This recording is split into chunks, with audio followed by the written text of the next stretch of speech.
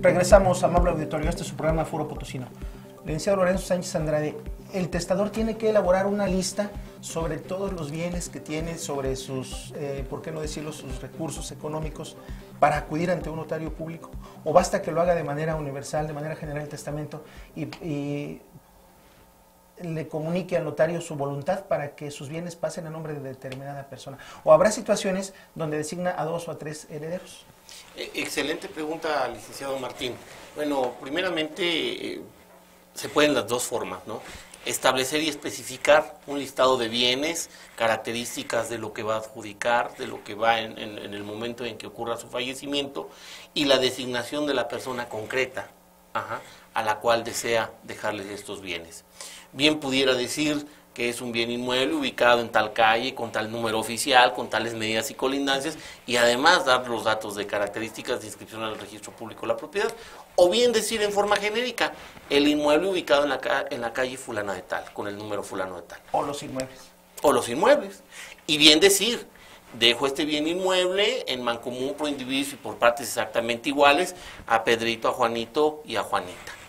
¿Sí? O bien una designación directa, o establecer las modalidades, la nuda propiedad para fulanito de tal, el usufructo vitalicio para fulanito de tal. Ya desde el momento ya le está estableciendo las condiciones. O bien las características, puede decir, bueno, yo el año que entra me voy a comprar un vehículo, y ese vehículo que voy a comprar, en su oportunidad, si a mi fallecimiento todavía está, será adjudicado a fulanito de tal. Fíjese qué interesante, ir previendo la situación patrimonial incluso a futuro. Incluso a futuro, porque, bueno, comentábamos antes de entrar al aire, que incluso la persona tiene la libre facilidad, tratándose del testamento universal, en el sentido de que puede mencionar un sinnúmero de bienes, pero durante el desarrollo o hasta antes de su muerte, puede ir disponiendo de sus bienes. Y finalmente, pues bueno, quedará una pequeña parte de lo que inicialmente. Y esto viene a realizar o a reforzar este acto jurídico sin necesidad de revocarlo o modificarlo, sino simplemente se establecen las condiciones. Sí, es tu voluntad dejar tus bienes a nombre de determinada persona y durante ese inter puede estar disponiendo. Y no tienes la necesidad de revocar o de estar cambiando continuamente o constantemente el testamento. Esto es muy importante y los notarios son profesionales del derecho, doctos en la materia, que pueden sacar de dudas a cualquier persona. Y sobre todo, bueno, hay que considerar que este instrumento jurídico sencillo es muy eficaz porque, volvemos, nos evita contiendas entre los tribunales. La finalidad de este tipo de procedimientos es evitar que los juicios se tornen conflictivos, en donde, como lo manifestamos al principio de este programa, se trata de evitar que las familias se desintegren a consecuencia de estos conflictos de carácter patrimonial. Ir creando una cultura entre nuestra sociedad de plasmar anticipadamente nuestra voluntad de quién se va a quedar con nuestros bienes el día que dejemos de existir. Así es, y sobre todo, bueno, también en el aspecto de controversia, pues bueno, vamos a tener dos clases de juicios. Un juicio que va a ser sumario, que es el juicio sucesorio testamentario, que incluso la primera sección se puede llevar ante juzgado y posteriormente llevarse directamente ya ante notario público, que llevó incluso el acto, y nos vamos a abreviar un procedimiento. Y el otro procedimiento puede ser el juicio sucesorio intestamentario, en donde trae una serie de características y una serie de rigorismos que nos hacen un juicio que sea un poco más largo, que incluso puede ser más tedioso y que, bueno, la mayoría de la gente pues no está acostumbrada a llevar este tipo de asuntos, ¿no? Entonces este acto tan sencillo, este acto jurídico de gran trascendencia, pues viene a dinamizar el efecto de justicia. Así es. Licenciada Elia Castellón, ¿tiene algún costo adicional este tipo de testamento, si es de una forma o es de otra, o es el mismo costo que se maneja ahorita en estos meses de septiembre y octubre? No, bueno, ese es el mismo costo. Es el mismo costo, solo, excepcionalmente que sean demasiados bienes, ahí ya hay acuerdos en los que ya no se puede manejar el costo del mes del testamento, solamente que sean muchísimos bienes, o sea, mucho que nos lleve pues muchas hojas de protocolo, entonces sí tendríamos que adicionar un costo, porque también los impuestos sería también un poco y aumentan, serían más grandes esos impuestos, pero no, pues normalmente aquí es para que la mayoría de los ciudadanos aprovechen este programa y que puedan otorgar su testamento en un costo mínimo. Okay. Se manejaba hace un momento que al momento de testar los bienes, amable auditorio, no, al momento de hacer el testamento, al momento de testar, no pasan los bienes automáticamente a favor del heredero, sino hasta el momento que el testador fallece. Sí, surte efecto, el testamento surte efectos post-mortem. Por lo tanto, como ya lo comentó aquí mi compañero abogado, el testador puede seguir disponiendo de sus bienes mientras tenga vida. Es decir, para hipotecarlos, venderlos, o en su caso también transmitirlos a los mismos herederos, pero por otro medio que también se considera la herencia entre vivos, que es la donación. Pero en realidad el testamento, de las grandes ventajas, es que la persona siga teniendo seguro su patrimonio, disponiendo de él, y este testamento surte efectos hasta que fallece la persona. Es cuando los herederos pueden entrar ya por la vía legal que ya se determine en posesión de los bienes heredados. Otra de las ventajas importantes de comentar es que dentro de los testamentos también podemos mencionar la sustitución, y la sustitución de herederos, que también está reconocida en nuestro derecho, en nuestras leyes, es una forma también de que el testamento no se desperdicie, es decir, se otorga, se hereda a una determinada persona, y también se puede mencionar la sustitución de herederos para el caso de que esta persona ya no esté o no pueda heredar esos bienes, o ya no esté o haya fallecido. Entonces el testamento no se desecha, la sustitución es que ya quedan los otros herederos en caso de que la primera heredera designada llegue a faltar o no esté con la capacidad necesaria para heredar. Es decir, yo como testador puedo tener mi plan A y mi plan B. Si la persona que designo en primera instancia por alguna situación no puede disponer el día de mañana de mis bienes, tengo un heredero sustituto, una segunda persona que es entonces quien tendría derecho a esa masa hereditaria. ¿Es correcto? Es correcto. Es muy interesante. Una pregunta también que le salta luego a nuestro auditorio. ¿Se pueden hacer varios testamentos a la vez? Bueno. Y de ser así, si pueden otorgarse uno en San Luis Potosí, otro en el Estado de México, por ejemplo, ¿cuál sería la consecuencia jurídica? ¿Y cuál sería el que vale, no? Bueno, el de la validez sería siempre el último. Y no, aunque se hicieran testamentos en otra parte de la República, ya hay un control.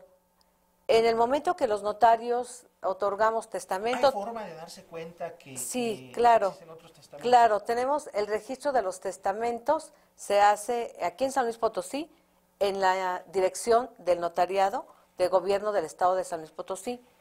Se registra el testamento y en forma automática la dirección del notariado de San Luis Potosí, de gobierno del Estado de San Luis Potosí, lo envía a un registro nacional.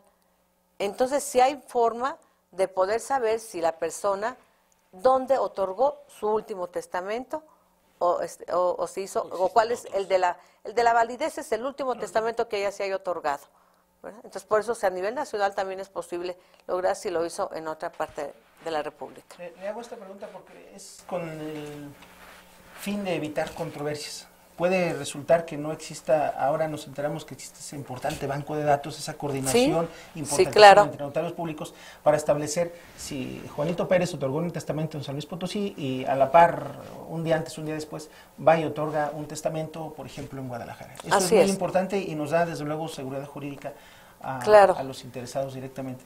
Dice Lorenzo Sánchez Andrade, un matrimonio que está unido de manera por régimen patrimonial mancomunado. Sociedad conyugal. Sociedad conyugal. ¿Están obligados ambos cónyuges a testar al mismo tiempo? ¿O puede testar uno y después el otro, o nada más uno? ¿O se aconseja que los dos otorguen su testamento? También una excelente pregunta, licenciado Martín, y son de las preguntas que muchas veces... El régimen de sociedad conyugal es un régimen muy característico. Por ejemplo, muchas personas en el Distrito Federal se casan y se casan bajo ese régimen sin necesidad de explicarlo. Por disposición expresa del Código Civil del Distrito Federal se establece que el administrador de esa sociedad le corresponde al marido. ¿Sí? Muchas veces en este tipo de características, cuando fallece el autor de la sucesión, que es el marido, la viuda adquiere la parte alícuota del 50%, es decir, hay un 50% que va a solicitar la adjudicación de estos derechos de la sociedad conyugal. Entonces, no necesariamente tienen que testar al mismo tiempo. Cada quien puede hacer la libre disposición de la parte alícuota que les corresponde, para los efectos de que puedan designar herederos a quien corresponde.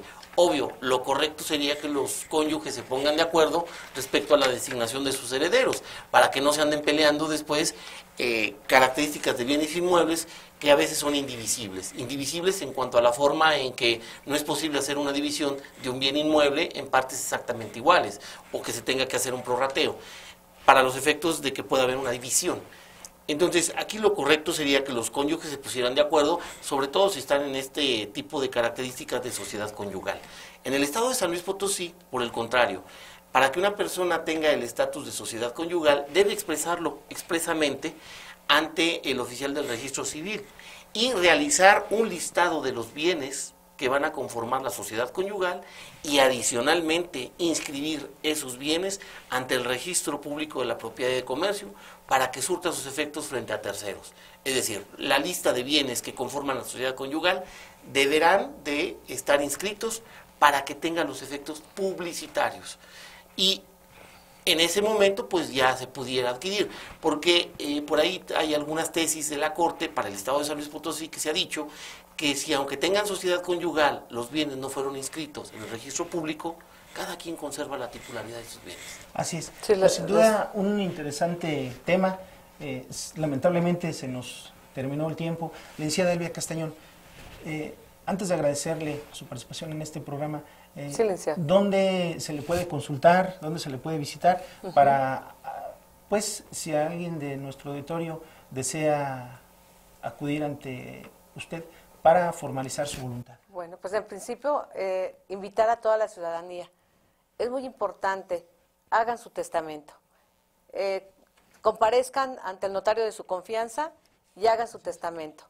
Nosotros, los notarios públicos de San Luis Potosí, estamos entusiasmados y motivados con este programa porque tiene una trascendencia social importantísima y podemos apoyar y ayudar también y colaborar con el gobierno del Estado.